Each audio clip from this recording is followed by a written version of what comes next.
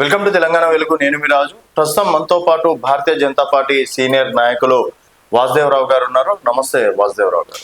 నమస్కారం. సో వాసుదేవరావు గారు, అంటే భారతీయ జనతా పార్టీ ఇప్పటికీ అంటే తను 2014 అధికారంలోకి వచ్చినప్పటి నుంచి ఆర్టికల్ 370 కావచ్చు, త్రిబుల్ తలాక్ కావచ్చు, తర్వాత ఇట్లాంటివి అంటే రామ్ జన్మభూమి కావచ్చు, ఎవరు టచ్ చేయని, ఎవరు సాహసం చేయని ఆర్టికల్స్ అనేది కొన్ని రద్దు చేయడం అనేది జరిగింది, కొన్ని తీసుకురావడం అనేది జరిగింది.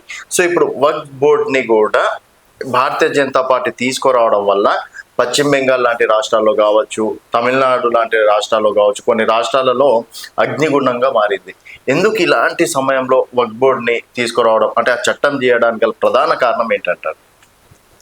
ముందుగా తెలంగాణ వెలుగు ప్రేక్షకులకి మీకు కూడా ధన్యవాదాలు.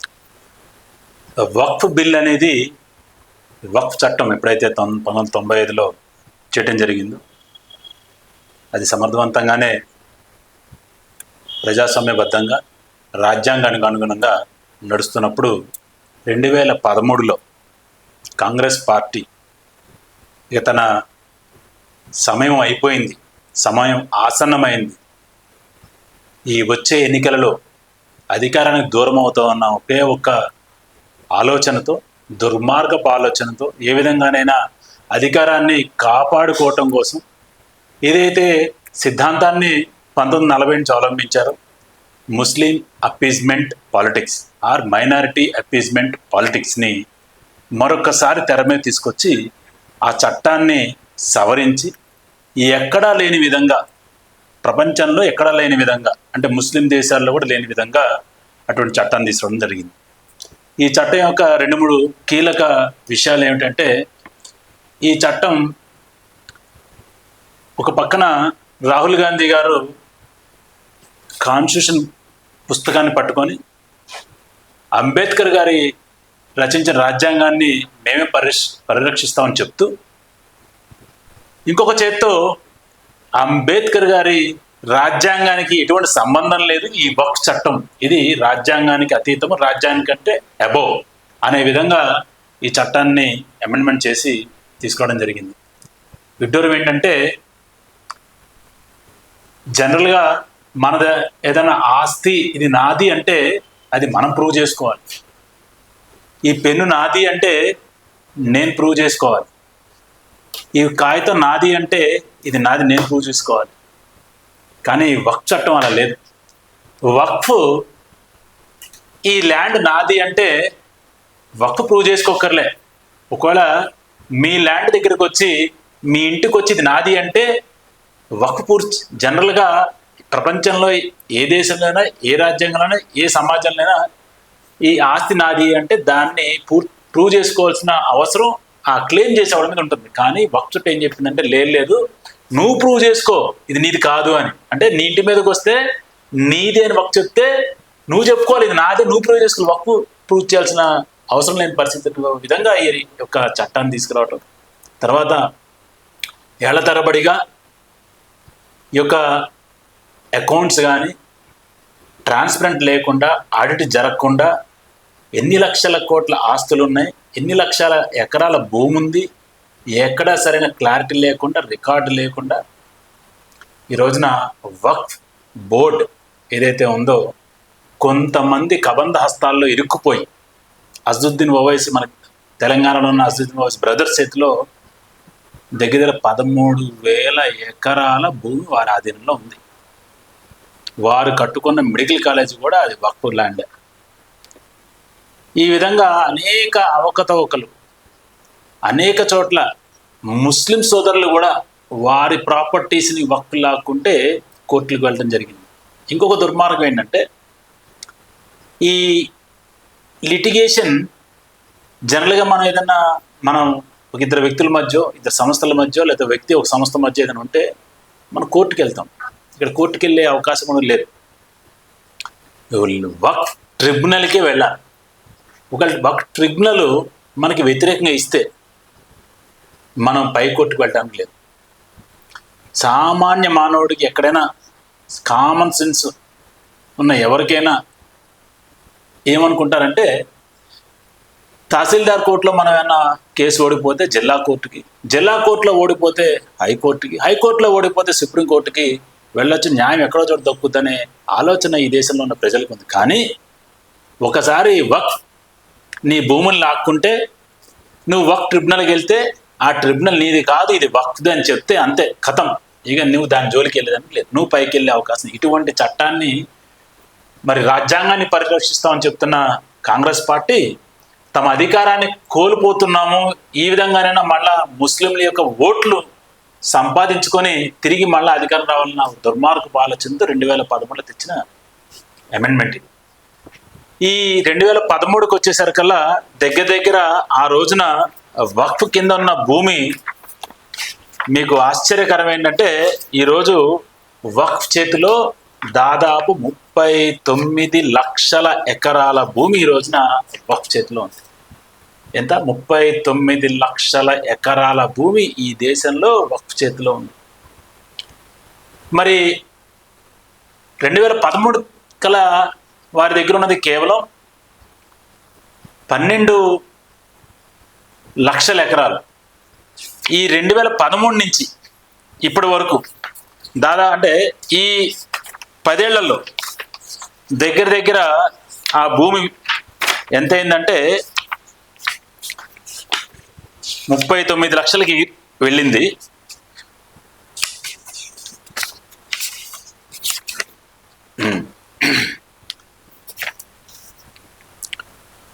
అంటే 10 ఏళ్లలో దగ్గర ఎంత? 18 లక్షల ఎకరాలని వక్ఫ్ నాది అని క్లెయిమ్ చేసింది. ఇందులో ఆశ్చర్యకరం ఏంటంటే ఈ భూముల్లో అనేక గవర్నమెంట్ స్థలాలు, గవర్నమెంట్ బిల్డింగ్స్, అవి కూడా వాళ్ళు మావే అని చెప్పి క్లెయిమ్ చేసుకోవటం.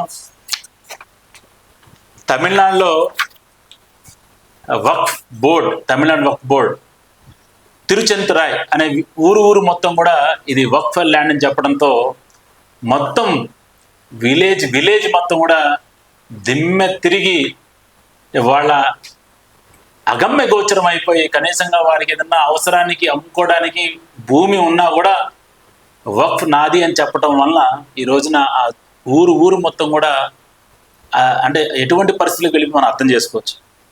అదేవిధంగా మరి బీహార్లో గోవిందాపూర్ విలేజ్, పేరు గోవిందాపూర్, వాళ్ళు చెప్పేది ఇది మా వక్ఫ్ భూమి, ఈ మొత్తం ఊరంతా మాదని చెప్పి అది లిటిగేషన్. అదేవిధంగా కేరళలో కూడా దగ్గర 600 ఫ్యామిలీస్ వాళ్ళ యాన్సిస్టర్ ల్యాండ్, ఎప్పుడు పూర్వీకుల నుంచి వస్తున్న ల్యాండ్ని ఇది వక్ఫ్ బోర్డు అని చెప్పి క్లెయిమ్ చేయటం, దాన్ని డిస్ప్యూట్లోకి వెళ్ళటం.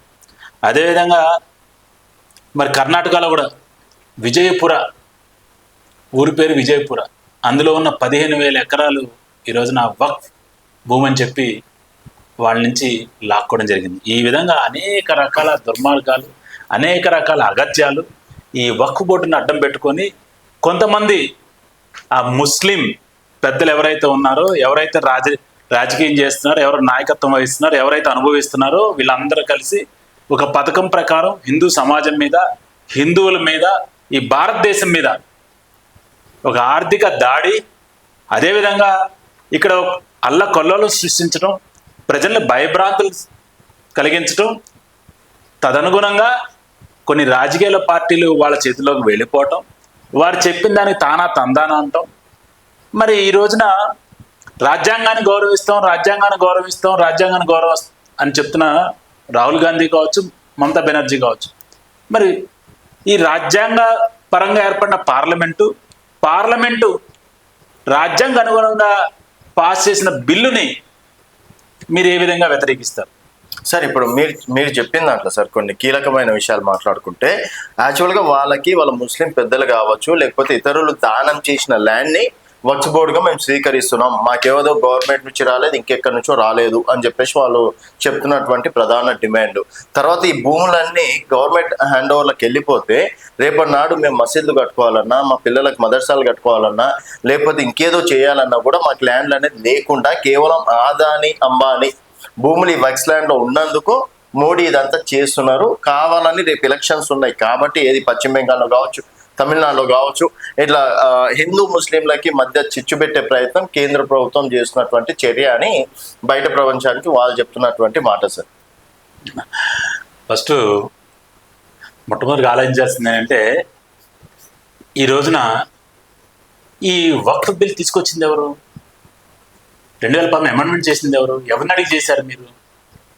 ఈ రోజున భారతీయ జనతా పార్టీ ఈ అమెండ్మెంట్ తీసుకొచ్చినప్పుడు పబ్లిక్ ఒపీనియన్ తీసుకోవటం, దగ్గర 10 నగరాల్లో దీని మీద రిప్రజెంటేషన్స్ తీసుకోవటం, దగ్గర 90 లక్షల రిప్రజెంటేషన్స్ వచ్చినాయి. తర్వాత ముస్లిం ఆర్గనైజేషన్స్ దగ్గర 13 ఆర్గనైజేషన్స్ దీంట్లో పెట్టి జాయింట్ పార్లమెంట్ కమిటీ పెట్టి ఈ విధంగా ఈ యొక్క అమెండ్మెంట్ బిల్ తీసుకొచ్చింది. ఇది కేవలం కొంతమంది రాజకీయ నాయకులు మాత్రమే, కొన్ని ముస్లిం మత సంస్థలు తప్పితే పేద ముస్లింలు ఈరోజు కూడా మరి 39 లక్షల ఎకరాల భూమి ఉన్న వక్ఫ్ బోర్డ్ పేద ముస్లింల కోసం, వితంతు ముస్లింల కోసం, ముస్లిం పేద విద్యార్థుల కోసం, ముసలి వారి కోసం ఏం చేసిందని చెప్పి ఈరోజు అడుగుతుంది. మరి మీరు ఇదే భారతీయ జనతా పార్టీ ముస్లింల మహిళల్ని త్రిబుల్ తలాక్ నుంచి కాపాడింది. మరి త్రిబుల్ తలాక్ ద్వారా ఇబ్బంది పడుతున్న వితంతు మహిళల్ని ఈరోజు వరకు ముస్లిం వక్ఫ్ బోర్డు ఏం చేసిందో ఈ సందర్భంగా ఎక్కడ కూడా వక్ఫ్ బోర్డులో లేడీస్కి అంటే ముస్లిం మహిళలకి స్థానం లేకుండా, కనీసంగా వారి యొక్క ఆలోచనలు తీసుకోకుండా, తర్వాత ఇక్కడ ప్రభుత్వం అంటే ఇది రాజకీయ పార్టీలు డైవర్ట్ చేస్తున్నది ప్రజల్ని, కానీ ప్రజలంతా అమాయకులు కాదు. ట్రాన్స్పరెంట్గా ముస్లిం వక్ఫ్ బోర్డ్ మేనేజ్మెంట్ని మరింత ట్రాన్స్పరెంట్గా, మరింత అకౌంటబుల్గా, ఏదైతే రాజ్యాంగం ప్రకారం ఈ దేశంలో చట్టము న్యాయం జరుగుతుందో అదే పద్ధతిలో కూడా ఈ యొక్క ముస్లిం వక్ఫ్ ప్రాపర్టీలను కూడా మేనేజ్మెంట్ చేయాలి, ట్రాన్స్పరెంట్ ఉండాలి, డిజిటలైజేషన్ చేయాలి. మీకు ఇప్పుడు ధరణి లేకపోతే భూమాత ఇవన్నీ తీసుకొస్తున్నారు కదా, ఇది సెంట్రల్ గవర్నమెంట్ చెప్పింది అదే, నీ దగ్గర ప్రాపర్టీ డిజిటలైజ్ చేయండి, నీ తర్వాత ఏ ప్రాపర్టీ ఎవరి చేతిలో ఉంది, ఏ ప్రాపర్టీ నువ్వు ఎవరికి రెంట్కి ఇచ్చావు, ఏ ప్రాపర్టీ ఏ సంస్థకి ఇచ్చావు. అదేవిధంగా ముస్లింలలో కూడా వక్ఫ్ బోర్డులో కేవలం షియా సున్నీలు తప్పితే ముస్లింలలో ఉన్న వెనకబడిన ముస్లింలు కావచ్చు, బొహరాజు కావచ్చు, ఇంకా అనేక వెనకబడిన ముస్లిం తరగతుల్ని, మైనార్టీల్ని ఇందులోకి ఎందుకు చేర్చడం లేదు? మరి వాళ్ళు ముస్లింలే, వాళ్ళు కూడా ఈ యొక్క వక్ఫ్కి దానాలు ఇచ్చారు. అదేవిధంగా వక్ఫ్ దానాలు ఇచ్చిన వాళ్ళు కేవలం ముస్లింలే కాదు, ముస్లింయేతరులు కూడా ఇచ్చారు. ఈ విధమైన చట్టం మరి అటుపక్క ముస్లిం దేశాలు ఉన్నాయి కదా, అక్కడ ఏమన్నా ఇదేదైనా స్పెషల్గా మైనారిటీస్కి, అక్కడ హిందువులకు కానీ లేదంటే అక్కడ ఏదన్నా వేరే మైనారిటీ మతస్థులకు ఉందా? మరి నీ పాకిస్తాన్లో ఉందా, నీ బంగ్లాదేశ్లో ఉందా? అక్కడ లేదే. ఇక్కడికి వచ్చేసరికల్లా మీకు మైనారిటీ సపరేట్ సంస్థ కావాలి, అది రాజ్యాంగ అతీతము, వాళ్ళు ఈ యొక్క హైకోర్టు సుప్రీం సంబంధం లేదు. వాళ్ళు ఏం చెప్తే అది బై యూజర్, ఇది నాది అంటే నాదే, నీదే నువ్వు నిరూపించుకోవాలా, ఇది నాది అంటే అంతే, కబ్జా అనమాట. ఇది వచ్చేసి నేను ఇక్కడికి వచ్చి ఒక జెండా పాతేస్తే నాదే, అది వక్ఫ్ బోర్డు చెప్తుంది, అది చెల్లదు, ఇది అటవిక న్యాయం కాదు, నువ్వు కూడా ప్రూవ్ చేసుకోవాలి. అసలు ముస్లింలు ఈ దేశంలోకి వచ్చింది 7వ శతాబ్దంలో.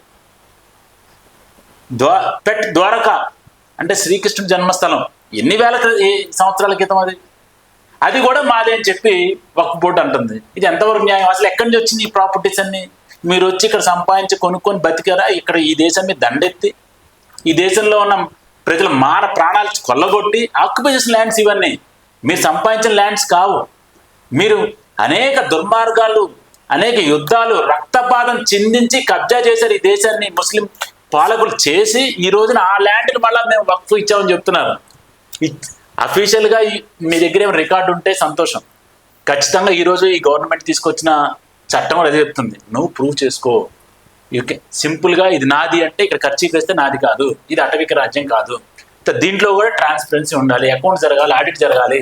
ప్రతి చిన్న సంస్థ ఏదైనా సరే ఈ రోజున ఒక దేవాలయానికి 10 మంది వస్తే ₹4 డబ్బులు రాగానే దేవాదాయ శాఖ వచ్చి ఎండోమెంట్కి కంట్రోల్ తీసుకుంటుంది.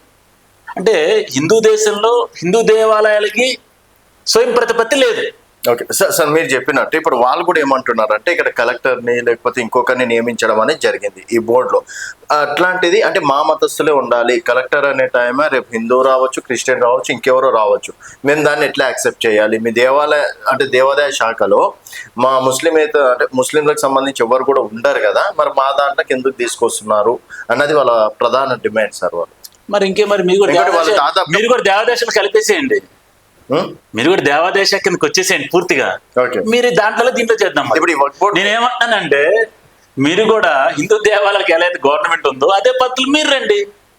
మీకేమో ఎవడు రావద్దు, ఎవడు చేయొద్దు, నువ్వు అకౌంట్స్ చెప్పు, నీ ఇష్టం నువ్వు ఖర్చు పెట్టుకుంటావు, నీదేదో కబ్జా అంటావు. మరి హిందూ దేవాలయాలు కొన్ని వేల ఎకరాలు కబ్జా అయితే ఈ యొక్క కాంగ్రెస్ నాయకులు కానీ పెద్దలు కానీ పట్టింపు లేదు. ఈరోజు ఇదే లెక్కలు తీయండి. అసలు ఈ యొక్క భద్రాచలం రాముల వారికి ఎన్ని ఎకరాలు ఉన్నాయి, ఎక్కడున్నాయి? ఈ కాంగ్రెస్ ప్రభుత్వాన్ని చెప్పండి, వాళ్ళు డిజిటలైజ్ చేయమని చెప్పండి. చాలా స్వాగతిస్తాం. మీరు కూడా మా ప్రకారమే హిందూ దేవాలయాలు ఏ విధంగా ఉన్నాయో ఉంటారంటే హ్యాపీగా మీరు కూడా సెంట్రల్ స్టేట్ కొన్ని వచ్చేసేయండి. హ్యాపీ కదా. మీరు ఏమంటున్నారు ఇప్పుడు హిందూ దేవాలయాలు ఎవరి కంట్రోల్లో ఉన్నాయి? Government control. మరి అది కౌంటర్ ఇచ్చేసామని చెప్పి మదర్సాలు, మసీదులు, ఈ భూమి అంతా ఇచ్చామనండి. ఓకే, మీకు ఒక న్యాయం, నాకు ఒక న్యాయం. చాలా స్పష్టంగా చెప్తున్నాను. ఇక భారతీయుడిగా హిందూ ధర్మాన్ని ప్రాక్టీస్ చేస్తున్న వ్యక్తిగా ఈ రోజున ప్రభుత్వాలు ఏ విధంగానైతే హిందూ దేవాలయాల్ని, హిందూ ఆస్తుల్ని, హిందూ యొక్క వారి యొక్క సంపదని కంట్రోల్ చేస్తుందో మీకు దమ్ముంటే అదే విధంగా వక్ఫ్ ఆస్తుల్ని, ముస్లిం ఆస్తుల్ని, ముస్లిం ఎండోమెంట్లు కూడా తీసుకురండి. నేను కాదనట్లే. ఓకే, వాళ్ళు కూడా దాదాపు ఒక 24 సూచనలు అయితే చేశారు వక్ఫ్ సంబంధించి. గవర్నమెంట్ అవేం పట్టించుకోకుండా తన ఇష్టరాజ్యంగా వివరిస్తుంది, అందుకే మా పోరాటం ఇదంతా అని చెప్పేసి అంటారు. 24 సూచనలు లిస్ట్ ఇవ్వండి, 24 సూచనలు ప్రజల దగ్గరికి వెళ్ళండి, చర్చ పెట్టండి. అసలు ఇదంతా ఎందుకు? మీరు అన్నారు కదా, దీనికి కూడా అదే చట్టం వర్తిద్దాం. ఎండోమెంట్ యాక్ట్ ఉంది కదా, అదే మీకు కూడా పెడతాం. అదే మీరు ఎండోమెంట్ యాక్ట్ అంటున్నారు, వాళ్ళు వక్స్ అంటున్నారు. మీ దాంట్లో కేవలం హిందువులు మాత్రమే. దీనికి ఎవరు నియమిస్తారు? తిరుమల తిరుపతి దేవస్థానానికి ఎవరు నియమిస్తున్నారు మెంబర్స్ ని? ప్రభుత్వం. మరి ఇక్కడ కూడా అదే పెట్టమని చెప్పండి. వాళ్ళని పెడతాం, మొత్తం 100% వాళ్ళని పెడతాం, మొత్తం వాళ్ళనే పెడతాం. ఇప్పుడు ఈ తిరుమల తిరుపతి దేవస్థానానికి ఎలాగ ఉందో రూల్, అదే రూల్ దాన్ని కూడా పెట్టండి చాలు. తిరుమల తిరుపతి దేవస్థానం 6% తీసుకుంటది స్టేట్ గవర్నమెంట్, తెలుసా మీకు? మరి వక్ఫ్ ఇమ్మని చెప్పండి, వక్ఫ్ ఇమ్మని నేను చాలా స్పష్టంగా మళ్ళీ చెప్తున్నాను. ఇది నా పార్టీ స్టాండ్ కాదు, భారతీయ జనతా పార్టీ స్టాండ్ కాదు. ఒక హిందూవాదిగా, ఈ భారతీయుడిగా, ఈ సెక్యులర్ దేశంలో ఉన్న ఒక పౌరుడిగా చెప్తున్నాను నేను. మీరు హిందూ దేవాలయాలకు ఏదైతే చట్టాలని అమలు పరుస్తున్నారో, హిందూ యొక్క ఆస్తులకి, సంపదను ఏ విధంగానైతే మీరు కంట్రోల్ చేస్తున్నారో, మీకు దమ్ము ధైర్యం ఉంటే టచ్ చేయండి. అసలు ఇప్పుడు కనీసంగా మేము బోర్డు మెంబర్ని పెడతామంటేనే కుదరట్లేదే. 11 మందిలో 2, 20 మందిలో 2, అదే తప్పని మాట్లాడుతుంటే ఏం మెంబర్స్ 2 మెంబర్స్ మరి ఇక్కడ కూడా మరి అదే పెట్టండి. అసలు మొత్తం 11 మంది ముస్లింలే పెడదాం, 20 మంది ముస్లింలే పెడదాం. Let it come under state government, let it come under central government. వాళ్ళు రెడీ అంటున్నారు సార్ దానికి. ఇంకే మరి సెంట్రల్ గవర్నమెంట్ పట్టించుకోలేదు, వాళ్ళ ఇష్టరాజ్యంగా ఎవరిని అడగకుండా ఏదో వాళ్ళకి బలం ఉందని చెప్పేసి చేసేసారు. రాష్ట్రపతి ఆమోదం పొందింది అని పని చేద్దాం. మరి ఈ యొక్క తెలంగాణ వెలుగు ఛానల్ ద్వారా ఈరోజు అడుగుతున్నాను నేను, అక్కడ దాకా ఎందుకు?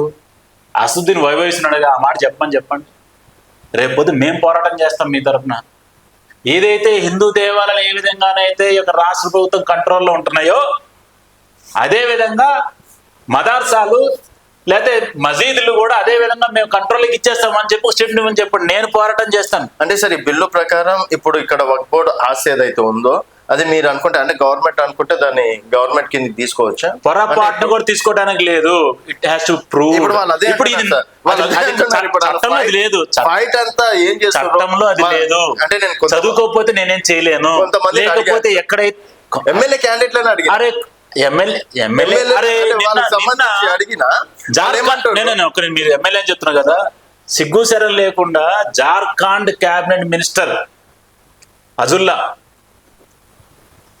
ఈ యొక్క వక్ఫ్ బిల్లు వెనక్కి తీసుకోకపోతే మార్కాట్ హోగా అంటే మారణ హోమం జరుగుతుందని చెప్పి పత్రికా ముఖంగా ప్రజల చేత ఎన్నుకోబడిన ఒక క్యాబినెట్ మినిస్టర్ జార్ఖండ్లో చెప్తున్నాడంటే ఏం మాట్లాడుతున్నారు మీరు? వాడు ఏం చెప్తున్నాడు? మార్ కాట్ హోగా, ఇదే పదం వాడింది, మార్ కాట్ హోగా అంటే చంపేస్తాము.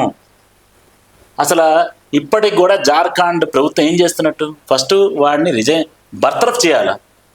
అంటే ఎవరిని చంపుతాను? హిందువులను చంపుతావా? గవర్నమెంట్ చట్టం చేస్తే హిందువులు చంపుతారా మీరు? ఇప్పుడు అదే కదా బంగ్లాదేశ్ జరుగుతుంది. బంగ్లాదేశ్ లో పశ్చిమ బెంగాల్లో ఎవరిని చంపుతున్నారు మీరు? దాదాపు 400-500 మంది కూడా రోడ్డు మీద ఎక్కి. కాశ్మీర్ లో 90లో జరిగింది, ఈరోజు మళ్ళీ ఇక్కడ జరుగుతుంది. అంటే ఏ విధమైన పరిపాలన జరుగుతుంది? నువ్వు హిందువులు ఎట్లా చంపుతావు అన్నా? హిందువులు ఏం చేశారు? నువ్వు చేతనైతే ప్రభుత్వం కదా, ప్రభుత్వంగా చేస్తుంది, సగటు హిందువు ఏం చేయలేదు దాంట్లో. మనకి రాష్ట్ర ప్రభుత్వం ఏం చేస్తున్నట్టు సార్? మరి అదే కదా రాష్ట్ర ప్రభుత్వం, రాష్ట్ర ప్రోద్బలం ఉండబట్టే ఈరోజు చొరబాట్లు కానీ ఈ యొక్క అంటే ధృతరాష్ట్రం పరిపాలన, వాళ్ళకి కావాల్సిన ఎన్నికలు, ఓట్లు. సేమ్ ఏదైతే 2013లో కాంగ్రెస్కి ఒక అనుమానం కలిగిందో అదే అనుమానం ఈ రోజున మమతా బెనర్జీకి అర్థమైంది. ఇక మనం పోతున్నాము. ఇప్పుడైనా సరే కనీసం 60 నుంచి 80 అసెంబ్లీ సీట్లలో 30% ప్రజలు ముస్లిమ్స్ అక్కడ.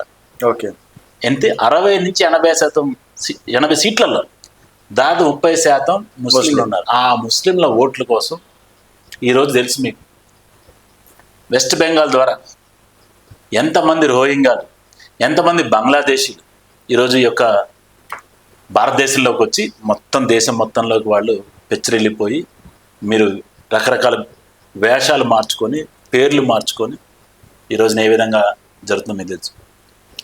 మీకు ఒక చిన్న ఉదాహరణ చెప్తాను. ఈ యూనస్ ఎవరైతే వచ్చారో బంగ్లాదేశ్ ప్రధానమంత్రి, వాడు ఒక పప్పెట్. అమెరికా యొక్క డీప్ స్టేట్ క్రియేట్ చేసిన ఒక పప్పెట్ అతను. ఓకే, ఆయనకు నోబెల్ శాంతి బహుమతి కూడా వచ్చింది. ఇచ్చింది కూడా అదే గవర్నమెంట్ డీప్ స్టేట్. అంత ఈజీగా చెప్పేస్తున్నారు. ఎందుకంటే డీప్ స్టేట్కి ఏదైతే ఫండ్స్ ఇస్తుందో అమెరికా ప్రభుత్వం, ట్రంప్ రాగానే ఫస్ట్ ఆఫ్ చేసింది అదే. మనకేం అవసరం? వేరే దేశాల్లో అల్లర్లు జరగొట్టం, వేరే దేశాల్లో ప్రభుత్వాల కోసం మనకెందుకు? ఫండ్ ఇచ్చి మనం ఫస్ట్ ఆఫ్ చేసింది డీప్ స్టేట్కి ఫండింగ్ ఆఫ్ చేసింది ఈ ట్రంప్. ఈ బంగ్లాదేశ్లో అన్సరుల్లా బంగ్లా టీమ్, ఏబిటి అనే ఒక ఉగ్రవాద సంస్థని 2015లో అప్పుడున్న ప్రభుత్వం బ్యాన్ చేస్తే, ఈ రోజున ఈ యూనస్ గ్లోబల్ పీస్, గ్లోబల్ మీరు ఏదైతే చెప్తున్నారో శాంతి బహుమతి వచ్చినా దాన్ని యొక్క బ్యాన్ లిఫ్ట్ చేసింది. వీళ్ళు చేసిన ఆర్గనైజేషన్ పని ఏంటంటే 2018లో బంగ్లాదేశ్ కమర్షియల్ బ్యాంక్ మీద కూడా రాబరీ చేసిన టెర్రరిస్ట్ సంస్థ ఇది. దాన్ని ఈ రోజున ఆ బ్యాన్ ఎత్తివేసి దాని ద్వారా ఆ టెర్రరిస్ట్లో ఉన్న వాళ్ళని అరెస్ట్ చేసిన వాళ్ళందరూ ఒకరినొకరు విడుదల చేస్తున్నారు. వీళ్ళే ఈ రోజున లోపలికి వస్తున్నారు. వెస్ట్ బెంగాల్లోకి వచ్చేవాళ్ళు వాళ్ళే, వాళ్ళ ద్వారానే ఈ యొక్క మొత్తం అరాచకం స్టార్ట్ అయింది. సెంట్రల్ ఏ government sir? Bharatiya Janata party. మీ గవర్నమెంట్ ఉంది కదా, మరి సెంట్రల్ గవర్నమెంట్ కి తెలియదా వాళ్ళు వస్తున్నట్టు? మరి సెంట్రల్ గవర్నమెంట్ ఏం పని చేస్తున్నట్టు ఇక్కడ? అంటే కింద నేను ఇది 2 ఫ్లోర్లు కదా, ఆ గేట్ దగ్గర నాకలే చేస్తుంది ఓనర్ నువ్వేగా అంటే ఏమైనా అర్థం ఉందండి? ఇప్పుడు గేట్ లో కూడా వస్తున్నాడండి ఇంట్లోకి. అదే సార్, నేను ఓనర్ కదా, నువ్వు వచ్చి నువ్వేం చేస్తున్నావు అంటే గేట్ దగ్గర ఒక పని పెట్టా, ఒకడికి కింద ఒక పని పెట్టా. ఇది ఆచరిక వ్యవస్థ. ఇది కంట్రోల్ ఎవరి దగ్గర ఉంటుంది? మీ దగ్గర. అన్ని నా దగ్గర ఉంటే ఇప్పుడు అదేగా చెప్పేది. ఇప్పుడు చెప్పేది కూడా మీకు ఇది ఫెడరల్ వ్యవస్థ. స్టేట్ గవర్నమెంట్ కొన్ని అధికారం ఉంటాయి. స్టేట్ యొక్క ఇప్పుడు హోమ్ మినిస్టర్ ఎవరు ఇక్కడ? పోలీసులు నువ్వు అపాయింట్ చేస్తే నేను అపాయింట్ చేస్తాను. ఇక్కడ తెలంగాణలో బీజేపీ అపాయింట్ చేస్తాడు ఎస్ఐని, డిఎస్పీని. స్టేట్ గవర్నమెంట్ గ్రూప్ 1 ఆఫీసర్ ఎవరు అపాయింట్ చేస్తే స్టేట్ గవర్నమెంట్ వాళ్ళ ట్రాన్స్ఫర్లు ఎవరు చేస్తారు? State government. మరి నువ్వు మాట్లాడుతున్నావు ఇక్కడ పోలీసు నా మాట ఏంటదా? వెస్ట్ బెంగాల్లో పోలీసు నా మాట ఏంటదా? ఎవడైతే వాళ్ళకి ప్రమోషన్లు ఇస్తున్నారో, ఎవడైతే అపాయింట్ ఇస్తున్నారో, అరే ఇక్కడ దాకా మీరు మనం చూసారు కదా బీఆర్ఎస్ గవర్నమెంట్ లో ఏంటది టెలిఫోన్ ఫోన్ ట్యాపింగ్. మరి ఎందుకు చేశారు వాళ్ళు? సెంట్రల్ గవర్నమెంట్ ఏం చేస్తుందంటే అసలు ఏమన్నా అర్థం ఉందా మాట్లాడడానికి? సెంట్రల్ గవర్నమెంట్ ఏం చేస్తాను, నేను నా పరిధిలోనే నేను చేస్తాను, మీ పరిధిలోనే మీరు చేయాలి కదా. మీకు కూడా అది దేశం మీద అదే ప్రేమ, ప్రజల మీద అదే ప్రేమ ఉంటే రెండు సింక్ పనిచేయాలి. సరిహద్దుల్లో ఉండేది ఇక్కడ ఆర్మీ జవాన్లే కదా సార్, అంటే ఆ మాత్రం ఇన్ఫర్మేషన్ సెంటర్ ఇన్ఫర్మేషన్ తోనే కదా ఇప్పుడు తీసుకొచ్చి ఏరుతుందాన్ని. ఓకే, ఆ ఇన్ఫర్మేషన్ తోనే నేను చెప్పింది, ఆ ఇన్ఫర్మేషనే కదా మీకు సెంటర్ నుంచి ఇన్ఫర్మేషనే. నేను ఒకటి గుర్తుపెట్టుకో బ్రదర్, మన దేశం ఫర్ ఎనీ మ్యాటర్ ఇప్పుడు నీ ఇల్లు కాపాడుకోవాలంటే అంత ఈజీ కాదు నీకు, కానీ నీ ఇంటి మీద రాయటం నాకు చాలా ఈజీ. నువ్వు ఎక్కడ కాపలా కాదు 24 గంటలు నీ చిన్న ఇల్లే అనుకో, నీ చిన్న ఇల్లే అనుకో, నువ్వు కాపాడుకోగలుగుతాడు. నీకు దమ్ముంటే నువ్వు ఏమన్నీ మర్చిపోవాలి. ఇక నువ్వు తిండి లేదు, తెప్పలేదు, నీ ఉద్యోగం లేదు, నీ స్టూడియో లేదు, ఛానల్ లేదు, ఇంటి ముందుకు వచ్చి కర్ర పట్టుకుంటూ నువ్వు చేయలేస్తావు అట్లా. నీ చిన్న 200 గజాలు ఇల్లు కూడా నువ్వు చేయలేవు. అవతల దొంగకి చాలా ఈజీ నీ ఇంటి మీద రాయిసటం. కానీ అదే పరిస్థితి అమెరికాలో కూడా ఎన్ని చొరబాట్లు వస్తున్నాయి, ఎంతమంది కలిస్తాను వారు. నువ్వేం చేస్తున్నావు అంటే ఇప్పుడు నాకు మంచి చేయాలని ఉంది, నేను ఈ దేశాన్ని కాపాడుకోవాలని ఉంది, కానీ నీకు కూడా ఉండాలి కదా. రాష్ట్ర ప్రభుత్వం నీవు ఉంటే నీకు వచ్చిన సమాచారాన్ని అందజేస్తే ఎఫెక్టివ్గా, నేను చెప్పింది నువ్వు పాటిస్తే, ఇద్దరం కలిసి పనిచేస్తేనే తీవ్రవాదాన్ని కావచ్చు, శాంతి రక్ష. మరి నువ్వేం అంటే అమ్మా ఏం పెడుతుంది మరి మమతా బెనర్జీ గవర్నమెంట్? సార్ మమతా బెనర్జీ ఏం లేదు, లోకల్ అయితే 15-20 సంవత్సరాలుగా వాళ్ళు రూలింగ్ ఉన్నారా, 15 సంవత్సరాలుగా ఏం చేయకుండానే, ప్రజలకు ఏం చేయకుండానే ప్రజలు ఏమైనా ఎన్నుకుంటున్నారు అనుకోవచ్చు. అంటే మీరు 3వ సారి అధికారంలోకి వచ్చిన తర్వాత మోడీ సంక్షేమ పథకాల వల్లనే 3వ సారి అధికారంలో ఇచ్చారని మీరు గర్వంగా చెప్తారు. సంక్షేమ పథకాలు కాదు, ఈ దేశ అభివృద్ధి సంక్షేమ పథకాల మీదే ఆధారపడే విపక్షాలు. ఓకే సార్, సంక్షేమ అభివృద్ధి మీద డిపెండ్. ఎందుకంటే ముందు ఆకలి ఉన్నాడుగా, అన్నం పెడతారు, ఆకలి తీర్చి అభివృద్ధి చెప్పాలి. కానీ దానికి ఎంతవరకు కావాలో ఆకలికి అంతవరకే ఇస్తే సరే సార్, మీ పాయింట్ సరే, అభివృద్ధి చేస్తున్నందుకు ఇంకేదో చేసి మీకు 3వ సారి అధికారం ఇచ్చారు. ఇప్పుడు వారికి కూడా రాష్ట్రానికి అంతో ఎంతో మేలు చేస్తుంది కాబట్టి కదా మమతా బెనర్జీకి ముఖ్యమంత్రి. మరి ఇంకా టెన్షన్ ఎందుకు? మరి ఎందుకని వెళ్ళి పరామర్శించట్లేదు, హిందువులని ఎందుకు పరామర్శించట్లేదు? వెళ్ళి సెక్యులర్ భావాన్ని పాటిస్తున్నారు చాలా సందర్భాలు. మనుషులు చచ్చిపోతే సెక్యులర్ భావం అంటే, హిందువులు చచ్చిపోతే సెక్యులర్, వెళ్తేనేమో నాన్ సెక్యులర్, ముస్లిం చచ్చిపోతే వెళ్తేనేమో సెక్యులర్. మరి వెళ్ళాలి కదా, ఎక్కడున్నా వెళ్ళి ఆ బాధిత కుటుంబాల దగ్గరికి వెళ్ళి ప్రభుత్వం మీకు అండగా ఉంటుంది. ఎందుకంటే వాళ్ళకి చాలా స్పష్టంగా తెలుసు, హిందువులు 4-5 పార్టీలు డివైడ్ అయిపోయారు. అటు కాంగ్రెస్ కావచ్చు, టీఎంసీ కావచ్చు, బీజేపీ కావచ్చు, కమ్యూనిస్టులు, అక్కడ ఇంకా ఎర్రజెండా వాసనలు ఇంకా ఉన్నాయి. ఈ 4కి ఓట్లు డివైడ్ అవుతాయి. ముస్లింలు ఒక్కరిని పట్టుకుంటే 30% వస్తాయి. ఇది చాలా చిన్న లాజిక్, అది అందరికి తెలిసిన లాజిక్. కాబట్టి అది మనం ఏదో కొత్తగా చెప్పుకునేది కూడా కాదు. ఈ లాజిక్ని తెలుసుకొని, ఈ లాజిక్ని పట్టుకొని ఇప్పటికి కూడా వారికి విపరీతమైన అధికారాలు, విపరీతమైన విశేషమైన చట్టాలు కాంగ్రెస్ పార్టీ తీసుకొచ్చింది. మరి 60 సంవత్సరాలు పరిపాలించింది, 6 దశాబ్దాల పైగా కాంగ్రెస్ పార్టీ ఇచ్చింది. మరి తర్వాత ఎందుకు మార్చారు మరి ప్రజలు? మరి 60 శాతం అంటే అప్పుడున్న కమ్యూనికేషన్ వ్యవస్థ వేరు, అప్పుడున్న చదువులు వేరు, అప్పుడున్న గ్లోబలైజేషన్ వేరు. ఇప్పుడు ప్రజలందరికీ కూడా మీలాంటి ఛానల్స్ వచ్చిన తర్వాత పెద్ద కష్టపడక్కర్లేదు. నా చిన్నప్పుడు ఏదైనా ఒక చట్టం అమెండ్మెంట్ అయింది తెలుసుకోవాలి అంటే దానికి ఎవరో పెద్ద పెద్ద సీనియర్ల ఆఫీసర్ల దగ్గరికి వెళ్ళి వాళ్ళు ఒక్కలే పుస్తకాలు కొనేవాళ్ళు. ఆ పుస్తకం ఎప్పుడు వచ్చేది? ఇవాళ చట్టం అయితే 4 రోజులు పుస్తకం వచ్చేది ప్రింట్ అయ్యి. ఆ తర్వాత ఏ పుస్తకం ఎవరి దగ్గర ఉంటే తెలియదు, అడిగి ఇలా సెల్ ఫోన్లు కొట్టడం లేదా వాట్సాప్లో మెసేజ్ పెట్టడం కాదు, అట్లా వెళ్ళి సార్ ఇది పుస్తకం కాసి చదువుకుంటాం, అట్లా చదువుకున్న వాళ్ళం. ఈరోజు అక్కర్లే. నేను వక్ఫ్ అమెండ్మెంట్ బిల్లు ఏంటి అనేది అక్కడ పార్లమెంట్లో ప్రవేశపెట్టిన 2వ సెకండ్ అందరి దగ్గర ఉంటుంది. మీరు చెప్తున్నారు కదా దాంట్లో అది ఉంది, ఇదని ఏది ఉందో నువ్వు స్పష్టంగా చెప్పు. రా డిబేట్కి రా, దమ్ము ధైర్యం ఉంటే డిబేట్కి రా, మాట్లాడదాం. అండ్ ఇప్పుడు సుప్రీం కోర్టు కూడా స్టే విధించడం అనేది జరిగింది. సో గతంలో కూడా 3 చట్టాలు తీసుకొచ్చారు, వ్యవసాయ చట్టాలు, అవి రిటర్న్ తీసుకోవడం అనేది జరిగింది. ఇప్పుడు వక్ఫ్ బోర్డు కూడా రిటర్న్ తీసుకుంటారా? అంటే ఆ 3 చట్టాలు ఏదైతే వెనక్కి తీసుకుందో అది ప్రజల యొక్క దేశం మొత్తాన్ని అనిపించారు కొన్ని దుష్ట శక్తులు, ఉగ్రవాద శక్తులు. మీరు చెప్పండి, నిజంగా మీరు ఒక రైతు అయితే 1 సంవత్సరంన్నర మీరు ఢిల్లీలో వెళ్ళి కూర్చొని చేయగలుగుతారా? ఏమనుకుంటారు సార్, 4 రోజులు ఒక రైతు ఆడ చూసుకోకపోతే ఆగము అంటే ఇంటి పని. ఇలాంటి సంవత్సరం ఎట్టున్నారు? అది ఉద్యోగం, మీకు కూడా ఉద్యోగం వచ్చి 1,00,000 రూపాయలు ఇస్తాను బ్రదర్, మీరు ఢిల్లీలో ఉండాలంటే హ్యాపీగా వెళ్తారు. శుభ్రంగా ఇప్పుడే వెళ్తా. ఈ కష్టాలు, రోజు కష్టాలు, ఇంత నాలెడ్జ్ సంపాదించుకోవటం, ఇన్ని ఛానల్స్, ఇన్ని ఏ చట్టంలో ఏం జరుగుతుంది, ఏ ఊర్లో ఎంత కష్టపడి న్యూస్ గ్యాదర్ ఇచ్చి దీన్ని మళ్ళా ప్రజెంట్ చేసి మాలాటోని పట్టుకొని ఇవన్నీ ఇంత కష్టపడరు కదా మీరు. మీకు 2 లక్షలు ఇస్తాను, మీరు ఢిల్లీలో మంచి కూర్చుంటే మీకు మంచి ఏసీ డేరాలు ఉండే, మధ్యాహ్నం లంచ్ ఉండే, సాయంత్రం లంచ్ ఉండే, అన్ని బాటిల్స్ అన్ని మొత్తం మనం చూస్తూనే ఉన్నాం కదా.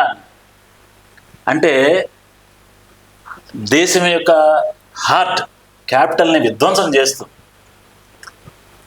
పులి ఆ సింహం కానీ యుద్ధానికి వెళ్ళేప్పుడు ఒక అడుగు వెనకేస్తుంది. అంత మాత్రాన ఓడిపోయినట్టు కాదు, ఒక వెనక అడుగేసి తర్వాత అది మనందరం చిన్నప్పటి భారతీయ జనతా పార్టీ చేసినప్పుడు అదే. ఓకే, ప్రతిసారి అదే జరుగుతుంది అనుకోవడం పొరపాటు. ఈ రోజున మీరు ఎందుకని కేవలం పశ్చిమ బెంగాల్లో ఎందుకని జరుగుతుంది, మరి మిగిలిన దేశాల్లో మరి దీనికి కూడా తీసుకొచ్చి కూర్చోబెట్టండి. ఎందుకని మీకు అక్కడే జరుగుతుంది? ఇన్ని రోజులు మాట్లాడుకొని వెస్ట్ బంగ్లాదేశ్, పాకిస్తాన్ నిన్న వాళ్ళిద్దరు కలిసి కూర్చొని మాట్లాడుతున్నారు. యూనస్ 15 సంవత్సరాలుగా, అంటే 1971లో ఏదైతే అకృత్యాలు మన సినిమాలు చూస్తే, అంటే ఆ రోజున ఈస్ట్ పాకిస్తాన్ అనేవాళ్ళు దాన్ని, ఈస్ట్ పాకిస్తాన్ ప్రజల మీద చేసిన అసలు మామూలు అకృత్యాలు కాదు. వాటన్నిటిని ఆ ప్రజల హృదయాల్లో ఉండి ఈ రోజు వరకు మాట్లాడుకోవట్లేదు. అది యూనస్ వచ్చిన తర్వాత వీళ్ళిద్దరు ఒకటే జాతి కదా, జన నుంచి ఫండింగ్ సేమ్ కదా, వీళ్ళిద్దరు కలిసి కూర్చొని మాట్లాడుకుంటున్నారు. నిన్న విదేశీ ఫస్ట్ 15 సంవత్సరాల తర్వాత బంగ్లాదేశ్ పాకిస్తాన్ విదేశాంగ మంత్రుల యొక్క సమావేశం నిన్న పాకిస్తాన్లో జరిగింది. అంటే ఏ విధంగా భారతదేశం అంటే ఒకప్పుడు షేక్ హసీనా ఎవరైతే ఉన్నారో ఇంతకుముందు ప్రధానమంత్రి, కనీసం ఆవిడ ఆ దేశం యొక్క అభివృద్ధి, దేశం యొక్క ప్రజల సంక్షేమం చూస్తూ అందరితో మంచిగా ఉండేది. ఈయన యూనస్ గారి నోబెల్ బహుమతి వచ్చిన తర్వాత వచ్చింది అల్లర్లు. నోబెల్ బహుమతి వచ్చిన తర్వాత జరిగేది హిందువులపై దాడులు. అంటే ఇచ్చినోడు సిగ్గుండాలి, తీసుకున్నోడు సిగ్గుండు. గర్వాపసి బ్యాచ్ ఉంటుంది మన దగ్గర, ఏది మన అవార్డు వాపసి గ్యాంగ్. మరి అవార్డు వాపసి గ్యాంగ్ చెప్పాలి కదా, యూనస్ గారు మీకేమో ఇచ్చింది నోబెల్ బహుమతి శాంతి కోసం, మీరు వచ్చిన తర్వాత ఏమో మా హిందువుల మీద దాడులు జరుగుతున్నాయి, కనీసం నోబెల్ బహుమతి నన్ను వెనక్కిమని చెప్పి అడగాలి కదా. Okay sir. అండ్ సార్, ఈరోజు విశ్వ హిందూ పరిషత్ దేశవ్యాప్తంగా కూడా రాష్ట్రపతి పాలన పెట్టాలని చెప్పేసి ప్రొటెక్ట్ చేస్తుంది. సో ఎందుకంటారు, అంటే కేవలం పశ్చిమ బెంగాల్లో హిందువులపైన జరుగుతున్నటువంటి దాడులు అనుకోవచ్చా, లేకపోతే అక్కడ రాష్ట్రపతి పాలన పెడితే నెక్స్ట్ అంటే ఎలక్షన్స్ ఉన్నాయి కాబట్టి బీజేపీకి రూట్ క్లియర్ చేస్తుంది అని చెప్పేసి దానికోసం, అంటే ఓట్ల కోసం అనుకోవచ్చు? అసలు ఎందుకు నువ్వు అలర్లాగితే ఏం అడగరు కదా, నువ్వు హిందువుల మీద ఆపితే ఇంకెవరిని అడగడానికి ఉండదు కదా. ఈరోజు చేస్తున్నారు, రేపు ఆపేసేయండి, కంట్రోల్ చేయండి. నువ్వు నిజంగా నీకు మనసాక్షిగా నీ మనస్ఫూర్తిగా నువ్వు పనిచేస్తే 2 రోజులు పడుతుంది. పోలీసులు తలుచుకుంటే చేయాలనుకుంటే 24 hours ఏదైనా కంట్రోల్. పోలీసులనే కొడుతున్నారు సార్, న్యూస్ లో చూస్తాం. అవును, ఒకళ్ళు పంపిస్తే 100 మంది పంపిస్తే నేను కొట్టరా? 100 మంది అక్కడ మాబు ఉంటే మీరు ఒకళ్ళని పంపిస్తే కొట్టరా? 100 మంది కూడా ఎంతో కనీసం 10 మంది పంపించాలి. ఓకే, రాష్ట్రపతి పాలన పెడితే సెట్ అవుతుంది అనుకోవచ్చు. ఎందుకంటే మొత్తం కంట్రోల్ వస్తుంది, సెంట్రల్ ఫోర్స్ దిగితే దేశాన్ని కాపాడుతుంది. అఖండ భారతాన్ని కాశ్మీర్ నుంచి కన్యాకుమారి వరకు, ఇటు ఈస్ట్ నుంచి వెస్ట్ వరకు కాపాడుతుంది. ఒకసారి ఇచ్చి చూడండి. ఇదే కదా రాష్ట్రపతి పాలనని ఎన్నిసార్లు పెట్టింది కాంగ్రెస్ ప్రభుత్వం, ఎన్ని చోట్ల పెరుగుతుంది, ఎన్ని చోట్ల అవసరానికి తగ్గట్టుగా, అవకాశం తగ్గట్టుగా ప్రభుత్వాన్ని కోల్చడం కోసం ఎన్నిసార్లు పెట్టింది. భారతీయ జనతా పార్టీ పెట్టలే. ఓకే, ఒక్కసారో 2 సార్లు నా తెలిసినంత వరకు ఈ కాంగ్రెస్ పార్టీకి ఉన్న చరిత్ర దానికి ఉంది. కాంగ్రెస్ రాష్ట్రపతి పరిపాలన అవసరం లేకపోయినా అవకాశం కోసం వాళ్ళని ఎక్కడైతే ప్రభుత్వాన్ని ఇచ్చేయటమో వాళ్ళు చేశారు. సో మీరు ఎన్ని పనులు చేసినా ఏం చేసినా కూడా వక్ఫ్ బోర్డ్ చట్టాన్ని మా రాష్ట్రంలో తీసుకురాము అని చాలా పద్ధతిగా, చాలా గ్యారెంటీగా చెప్తున్నారు. అంటే ఫస్ట్ ఏం చేయాలి, అప్పుడు రిజైన్ చేయాలి. నేను కాన్స్టిట్యూషన్ మీద రేపు పొద్దున్న నువ్వు అసెంబ్లీలో ప్రవేశపెడతావు ఒక బిల్లుని, ఎవడో ఇంకొక ఎమ్మెల్యే వచ్చి నేను ఒప్పుకోనంటే, ప్రజలు నేను దాన్ని ఒప్పుకోను, దాన్ని ఇంప్లిమెంట్ కానివ్వంటే, అంటే కనీసం కామన్ సెన్స్ ఉండాలి కదా. ఓకే, ఏదో వీధి రోడ్లు మాట్లాడినట్టుగా, లేదు వీధి పొలిటీషియన్స్ మాట్లాడినట్టుగా. ఈ రోజు కూడా ఒక ఏదైతే జార్ఖండ్ మంత్రి అజుల్లా అటు కాటయ్య అంటే ఎవరిని, అంటే అంత ఓపెన్గా చెప్తుండే ఆ ప్రభుత్వం కనీసంగా, అంటే ఆ జార్ఖండ్ రాష్ట్రంలో హిందువులతో నీకు అవసరం లే. జార్ఖండ్ రాష్ట్రంలో హిందువుల మనోభావాలు కూడా నీకు పట్టించుకున్న పరిస్థితి లేదు. ఆ సిరి సుబెన్ ప్రభుత్వం ఒక ఖండించిన స్టేట్మెంట్లే. రాహుల్ గాంధీ గారు ఆ పుస్తకం నిజం పుస్తకం బొమ్మ పుస్తకం తెలియదు, రాజ్యాంగాన్ని పట్టుకుని తిరుగుతుంటాడు. వాడికి ఆ మాత్రానికి అర్థం కావట్లేదు, ఆ తప్పు అని చెప్పగల దమ్ముందా? గుళ్ళకి వెళ్ళి బొట్లు పెడుతున్నారు కదా. 2019 ముందు ఎప్పుడైనా ఫోటోలు చూడండి మీరు, రాహుల్ గాంధీ ఎన్ని గుళ్ళకి వెళ్ళాడు, పుట్టిన కాడి నుంచి 2019 వరకు ఎన్నిసార్లు దేవాలయాలకు వెళ్ళారు ప్రియాంక గాంధీ, రాహుల్ గాంధీ? ఈ ఛానల్ ద్వారా అడుగుతున్నాను. వాళ్ళు పుట్టిన కాడి నుంచి 2019 వరకు ఎన్నిసార్లు బొట్లు పెట్టుకున్నారు, ఎన్నిసార్లు గుళ్ళకి వెళ్ళారు పబ్లిక్గా? ఈ 2019 నుంచి ఇప్పటి వరకు ఎన్నిసార్లు? ఇది తెలియట్లేదా?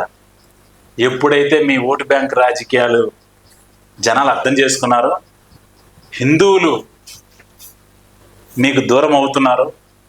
నువ్వు హిందువో తెలియదు, ముస్లిమో తెలియదు, క్రిస్టియనో తెలియదు. ప్రియాంక గాంధీ భర్త రాబర్ట్ వడేరా, ఆయన ఈజ్ ఏ ప్రాక్టీసింగ్ క్రిస్టియన్. నువ్వు ఆయన పెళ్లి చేసుకుంటా, నువ్వు క్రిస్టియన్ అవుతావు. నువ్వు ఇంకా ప్రియాంక గాంధీ ఏంటి? ప్రియాంక రాబర్ట్, ప్రియాంక వాడ్రా కావాలి. కానీ నువ్వు ఆ గాంధీ అనేదాన్ని మీరు వదులుకో. ఎందుకంటే చెట్టు పేరు చెప్పి కాయలమ్ముకునే బ్యాచ్ మీద నీ గాంధీ ఎట్లా అవుతావు నువ్వు? సరే, మీ నాన్న పేరు రాజీవ్ గాంధీ, నువ్వు ప్రియాంక గాంధీ. అంటే హిందూ ధర్మంలో ఏంటంటే పెళ్ళైన తర్వాత భర్త యొక్క ఇంటి పేరుని మార్చుకుంటాం. నా భార్య పేరు పెళ్లిగా మువ్వల రూపావతి, ఈరోజు నా భార్య పేరు దేవక రూపావతి. నువ్వు మాత్రం మార్చుకోరు. మీ హిందూ ధర్మం ప్రాక్టీస్ చేసినా అట్లని పెట్టుకో. మీరు హిందూ ధర్మాన్ని ప్రాక్టీస్ చేస్తున్నారా, క్రిస్టియన్ ధర్మాన్ని ప్రాక్టీస్ చేస్తున్నారా? మీరు రాహుల్ గాంధీ నెక్స్ట్ 2029 ప్రధానమంత్రి అవుతుండు, మోడీని అమిత్ షాని ఇద్దరిని జైల్లో పెడతారని మొన్న ఈడీ ఆఫీస్ ముందర ఒక ధర్నా చేసింది కాంగ్రెస్ పార్టీ. దేనికోసం? అది నేషనల్ హెరాల్డ్ అనే పత్రిక విషయంలో A1 A2గా సోనియా గాంధీని, రాహుల్ గాంధీని భయపడి నెక్స్ట్ ఎక్కడ వాళ్ళ అధికారంలోకి వస్తారని భయపడి వాళ్ళ మీద అన్యాయంగా కేసులు వేసి దేశం కోసం ప్రాణాలు అర్పించినటువంటి కుటుంబం పైన ఎన్ని అభియోగాలు చేయడం ఎంతవరకు ధర్మం సార్? అదే ఇప్పుడు చాలా మంచి, అంటే ఈ సబ్జెక్ట్ పక్కకెళ్ళినా సరే, ఇప్పుడు తెలంగాణ వెలుగు ఛానల్కి ఎప్పటి నుంచో 1937లో మొదలు పెట్టారు అనుకుందాం మీ ఛానల్. పెట్టిన తర్వాత ఆ రోజున ప్రభుత్వం, అధికారంలో ప్రభుత్వం ఏం చేసిందంటే అన్ని రాష్ట్ర ప్రభుత్వాలు చెప్పి ఇది మన ఛానల్, దీనికి నామినల్ రేటుకి ఆస్తులు ఇచ్చుకుంటూ వచ్చారు. ఓకే. ఈ ఆస్తుల విలువ దాదాపు ఇప్పుడు 2000 కోట్లు, మా బహిరంగ మార్కెట్ 5000 కోట్లు. గుంట భూమి కూడా లేదంటే సార్ వాళ్ళ పేరు మీద. అదే చెప్తున్నాను. తెలంగాణ వెలుగు ఛానల్ ఏదైతే ఉందో అది దాన్ని అసోసియేట్ జర్నల్స్ లిమిటెడ్ AJL, అది 1937లో పెట్టారు. నెహ్రూ గారు చైతన్యం అని లేకపోతే ఇంకోటి ఏదో చేసి దాని ద్వారా డొనేషన్ లాక్కునేవాడు, వాళ్ళకి ఏం కావాలో అది వేయించుకునేవాడు. ఇది అయిన తర్వాత ఏమైంది, 2008 వరకు బాగానే ఉంది. 2008 లాస్లు వచ్చినాయి. ఓకే. లాస్లు వచ్చి 100 కోట్లు ఇబ్బందులు ఉన్నారు, 90 కోట్ల అప్పుల్లో ఉన్నారు. ఆస్తుల విలువ ఏంటి దాన్ని? ఆన్ పేపర్ 2000 కోట్లు. ఇప్పుడు మీ ఛానల్కి 2000 కోట్లు ఆస్తుండి 100 కోట్లు అప్పుంటే ఏం చేస్తారు మీరు? ఆ 100 కోట్లు ఏదో 4 భూములు అమ్మేసేసి దండం పెట్టి ఛానల్ అడుక్కుంటారు కదా. కానీ అట్లా చేయలే. తెలుగు ఏం చేశారంటే ఆ యొక్క పత్రిక యొక్క ట్రెజరర్ మోతిలాల్ ఓరా, ఆయన ఏం చేశారు, ఓరా గారు వచ్చి కాంగ్రెస్ పార్టీ దగ్గరకు వచ్చి సోనియా గాంధీ అమ్మ మరి AJL ఏదైతే నేషనల్ హెరాల్డ్ ఇట్లా అప్పుల్లో ఉందమ్మా, మమ్మల్ని మీరు ఒడ్డునేయాలి. ఓకే, మీరు మన all India Congress committee secretary దగ్గరికి వెళ్ళండి, ఇది మన పత్రిక, మనం మీకు సపోర్ట్ చేద్దాం. Sir, go and talk to the all India Congress committee secretary treasurer. సరే అని చెప్పి నమస్కారం పెడతారు. ఆల్ ఇండియా కాంగ్రెస్ ట్రెజరర్ ఎవరు? ఈయనే. మళ్ళీ ఈ ఓరా గారు ఆ ఓరా దగ్గరికి వెళ్తారు. అయ్యా ఓరా గారు, మేడం చెప్పారు, మరి మనది ఒక పత్రిక ఉంది, ఇబ్బందులు ఉంది, మీరు అంటే ఓకే అని 90 కోట్లు అప్పిస్తారు. ఓకే. సరే, ఆ 90 కోట్లు తీసుకుని ఆడికి వెళ్తారు ఈయన, సోనియా గారు. మళ్ళీ AJL ఆయనే కదా, ఆ ఓరా గారు ఇచ్చారు, ఈ ఓరా గారు వచ్చి ఖర్చులు అయిపోయింది. బాగుంది. ఒక పొలిటికల్ పార్టీ అప్పులు ఇవ్వచ్చా? లేదు. అంటే ఈ చట్టాలు ఎవరు చేశారు? నేను చేశాను, బీజేపీ చేయలేదు కదా. ఈ చట్టాలు చేసింది కాంగ్రెస్ వాళ్ళే. అదో ట్రస్టో, సొసైటీయో, కంపెనీయో, దానికి రాజకీయ పార్టీలు అప్పులు ఇవ్వడం లేదు, డొనేషన్ తీసుకోవాలి, ఏదైతే పర్పస్ ఉందో ఆ పర్పస్ ఖర్చు పెట్టాలి, లేదా వీళ్ళు కూడా వ్యాపారాలు చేయొచ్చు కదా. ఇది అంతా బాగానే ఉంది. సరే నువ్వు ఇచ్చావు, ఓకే. ఇది కూడా ఒక సెక్షన్ 25 కంపెనీ, ఇది కూడా నాట్ ఫర్ ప్రాఫిట్. ఆ జర్నల్ కూడా మార్చారు. మొదట కమర్షియల్ కంపెనీగా పెట్టిందని 1960లో దాన్ని ఏం చేశారంటే నెహ్రూ గారు దీన్ని నాన్ కమర్షియల్ కంపెనీ కింద మార్చి ఇక అన్ని రాష్ట్రాల్లోంచి వెళ్ళి ఇక మందే నాట్ ఫర్ ప్రాఫిట్ కంపెనీకి అయితే ఇవ్వడం లేదు. ఈ ఆస్తులన్నీ ప్రజల ఆస్తులు, అంటే ప్రభుత్వ ఆస్తులు ప్రజల ఆస్తులు కదా, అవన్నీ రూపాయికి 10 రూపాయకి తీసుకున్నాయి, వీళ్ళకి సంపాదించినవి కాదు, కొన్నాయి కాదు. ఇది బాగానే ఉంది. దీనికి ఏం చేశారు, ఇది బాగానే ఉంది రాబాయ్, 100 కోట్లు అప్పు ఉంది, 2000 కోట్లు అఫీషియల్గా ఆస్తున్నాయి, ఆ మార్కెట్లో 5000, దీన్ని ఎట్లా ఏం చేయాలి దీన్ని అని చెప్పి అప్పుడు అసోసియేట్ జర్నల్స్ లిమిటెడ్ పెట్టినప్పుడు 5000 మంది షేర్ హోల్డర్స్తో పెట్టారు. 5000 మంది షేర్ హోల్డర్స్ ఎవరయ్యా అంటే అప్పుడు జాతీయవాదులు, కాంగ్రెస్ కార్యకర్తలు, కాంగ్రెస్ పెద్దలు, వీళ్ళందరినీ కలిసి నెహ్రూ గారు మనంతా ఒక పెట్టారు. కాలక్రమంలో కొంచెం చనిపోవటం, ఒకళ్ళు ట్రాన్స్ఫర్లు అవటం, షేర్లు 2008కి 1057 మంది షేర్ హోల్డర్స్ ఉన్నారు. 1057 మంది షేర్ హోల్డర్స్. ఇప్పుడు ఏమైంది, 90 కోట్ల అప్పులు ఉన్నా నేను, 90 కోట్లు ఆల్ ఇండియా కాంగ్రెస్ కమిటీ ఇచ్చింది, అప్పులు తీర్చుకున్నాను. ఇప్పుడు రాహుల్ గాంధీ గారు, సోనియా గాంధీకి అర్థం కావట్లేదు దీన్ని ఏం చేయాలి, ఎట్లా చేయాలి, 2000 కోట్లు ఆస్తుంది, ఇలా కాదులే అని చెప్పి యంగ్ ఇండియన్ మళ్ళీ ఇంకో సంస్థను పెట్టారు. ఇప్పుడు ఆ పత్రికను నువ్వు నేషనల్ హెరాల్డ్ని పునర్జీవం చేయాలంటే ఏం చేయాలి, అందులోనే ఇంకో 2 ఆస్తులు అమ్మేసి వాళ్ళు వర్కింగ్ క్యాపిటల్ ఇచ్చి చేయండి రాబే అని చెప్పాలి. దాని ఆస్తి నువ్వు తీసుకుని ఆ ఓనర్షిప్ నువ్వు తీసుకునే అవసరం ఏంది. అక్కడేమో 1050 షేర్ హోల్డర్స్, ఇక్కడ ఏం చేయాలి, 4 కలిసి పెట్టారు. అమ్మ కొడుకులు ఇద్దరు కలిసి 36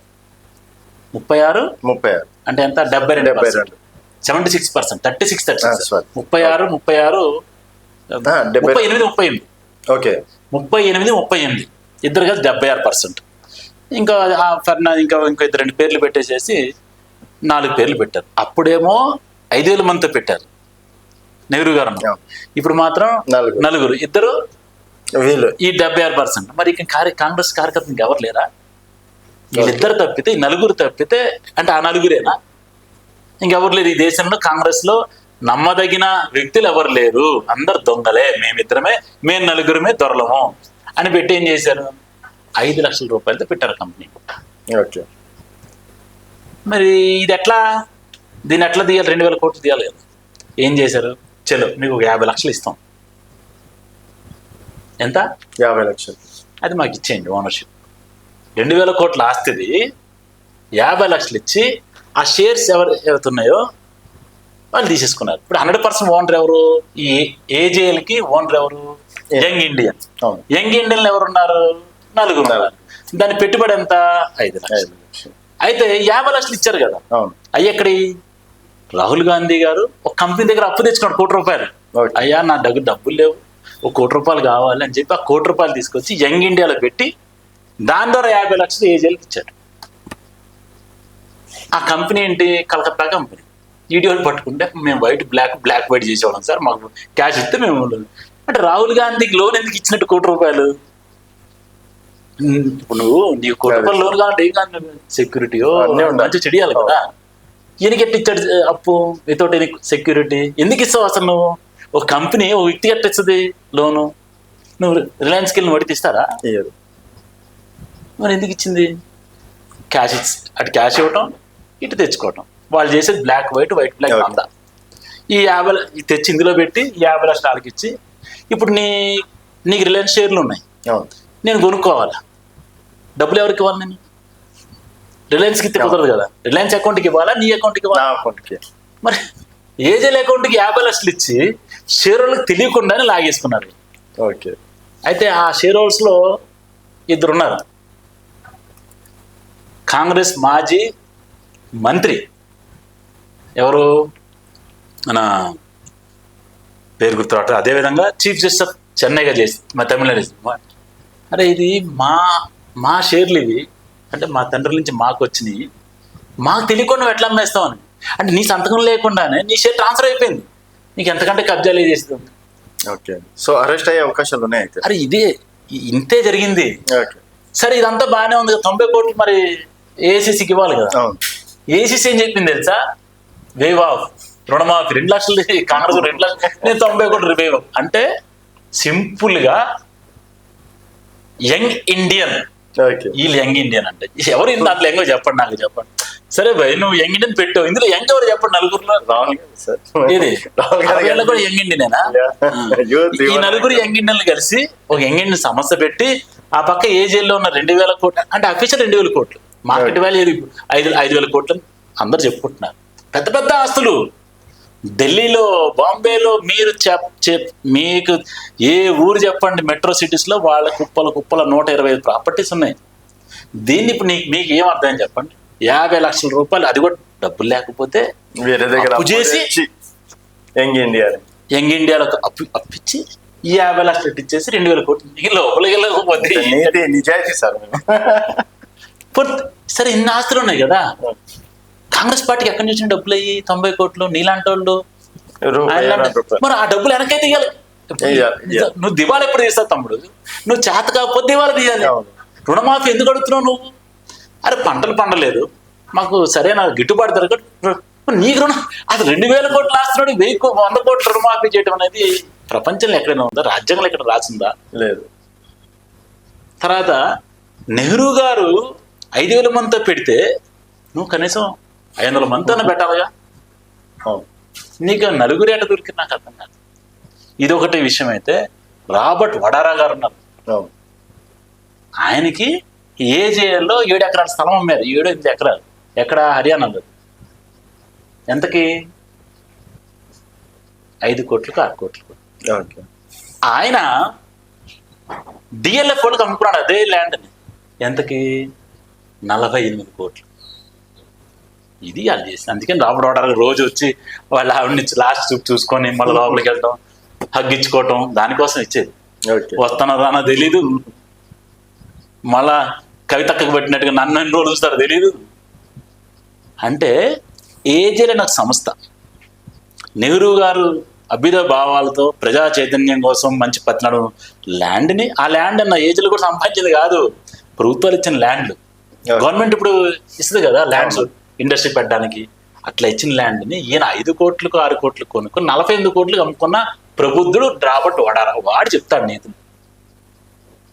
అందుకే వెళ్తుంది ఈడీ ఆఫీస్కి. ఊరికి లోపలికి వెళ్ళి పిలిచారని కాదు, మీకు చేతనైతే దమ్ముంటే దానికోసం ఆ భయంతోనే డైవర్షన్ పాలిటిక్స్.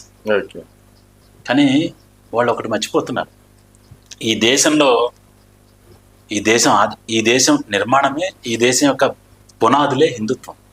ఆ హిందుత్వం మీద ఈ విధంగా దాడులు చేపిస్తే డైవర్ట్ చేసినట్టు అనుకుంటున్నాడు, కానీ అది వాళ్ళ అస్తిత్వానికి, వాళ్ళ సమాధులకి వాళ్ళే. సో బీజేపీ సార్ ఇక్కడ సెక్యులరిజం పాటిస్తుందా, హిందుత్వం పాటిస్తుందా? సెక్యులర్ కంట్రీగా ఉంచాలనుకుంటుందా, కేవలం హిందుత్వ కంట్రీగా ఉంచాలనుకుంటుందా? అసలు హిందుత్వమే సెక్యులర్. మీకు అదే చెప్తున్నాను, అసలు హిందూ మతమే సెక్యులర్, లేకపోతే వీళ్ళందరూ ఎట్టొచ్చారు లోపలికి? అరే హిందూ మతమే సెక్యులర్ మతం కాబట్టే మీరు అందరు లోపలికి వచ్చింది. హిందూ మతం ఎప్పుడు కూడా కాఫీర్లనలే, ఎవడిని నా దాని రాత గొంతు కొయ్యమనలే. మన ధర్మాన్ని ప్రేమించమన్నారు, పరధర్మాన్ని గౌరవించమన్నారు. అది అది హిందూ ధర్మమే సెక్యులర్ ధర్మం, అది కదా ప్రాబ్లమ్. ప్రపంచంలో ఎన్ని ఇస్లామిక్ టెర్రరిస్ట్ ఆర్గనైజేషన్లు ఉన్నాయి తెలుసా మీకు? కొన్ని వందలు. జస్ట్ సౌత్ ఇందాడే చూస్తున్నా మీతో మాట్లాడుతూ, ఒక వెబ్సైట్ ఉంది, సౌత్ ఏషియా టెర్రరిస్ట్ ప్రొఫైల్ అది ఉంది, చూడండి. దాంట్లో ఎన్ని ముస్లిం టెర్రరిస్ట్ ఆర్గనైజేషన్ ఉన్నాయో ప్రపంచంలో. ఈ ముస్లిం టెర్రరిస్ట్ ఆర్గనైజేషన్లు భారతదేశానికే కాదు, ప్రపంచ మానవాళికి ముప్పుగా తయారైంది. లేకపోతే ఇటువంటి భావజాలం ఉంటే ఒక మంత్రి, క్యాబినెట్ మంత్రిలా హోదాలో ఉండి ప్రజలు హిందువులు ఓట్లే లేదా అక్కడ? ఆయనకి జార్ఖండ్లో అఫ్జల్లాకి ఒక్క హిందూ కూడా ఓటే లేదా? వాడు అంత కండ కావడంతో మార్కాటేగా అని మాట్లాడుతున్నాడు. ఎవరిని చంపుతావు? హిందువులు ఎందుకు చంపుతాను? ఒక్క వీళ్ళు తీసుకొచ్చి హిందూ చంపేస్తావా? అదేగా మీరు చేసింది కాశ్మీర్లో. కాశ్మీర్ చేసింది అదే కదా. ముక్కు కింద ఢిల్లీ దగ్గర కాశ్మీర్ నువ్వేం చేయలేకపోయావు కదా. నువ్వు అప్పుడు ఏ ప్రభుత్వం మరి? అప్పుడు బీజేపీ ఉందా 92లో? కాశ్మీర్ ఎవరు? ఏ ప్రభుత్వం మరి? నువ్వేం మాట్లాడుతున్నావు? ఈ రోజు కూడా కాశ్మీర్ పండిట్లు, కాశ్మీర్ హిందువులు కళ్ళమ్మడి గోస వాళ్ళ ఆస్తులు మాన ప్రాణాలు వదిలేసుకొని అక్కడక్కడ కాంతి సీకులు అక్కడక్కడ బతుకుతున్నారే. మరి హిందువుల మీద అంత దయ లేకుండా చేసి ఎంత దుర్మార్గం ఇది. 2026 కాదు, ఇంతకంటే ముందు పతనం అయితే కానీ హిందువులకు రక్షణ ఉండదు ఈ దేశం. Okay okay sir. సో చాలా చాలా బాగా చెప్పారు. చాలా మంచి ఇన్ఫర్మేషన్ అనేది ఇవ్వడం అనేది జరిగింది. సో పనికిమాలిన వీడియోలు చాలా మంది ఈ మధ్యకాలంలో గురి అవి ఇవి అనుకుంటూ చూస్తున్నారు, కానీ ఈ వీడియో అనేది నిజంగా నలుగురికి అయితే యూస్ఫుల్ అవుతుంది అని చెప్పేసి అనుకుంటున్నా. Thank you sir. Thank you. Me channel కూడా ఇంకా అభివృద్ధి రావాలని చెప్పి మంచి మంచి టాపిక్స్ని ప్రజలకు అర్థం విధంగా తీసుకోవాలని చెప్పి మనస్ఫూర్తిగా సార్. Thank you sir. జై శ్రీరామ్. సో ఇది వాసుదేవరావు గారితో స్పెషల్ చిట్ చాట్. మరొక గెస్ట్తో మళ్ళీ కలుద్దాం. చూస్తూనే ఉండండి తెలంగాణ.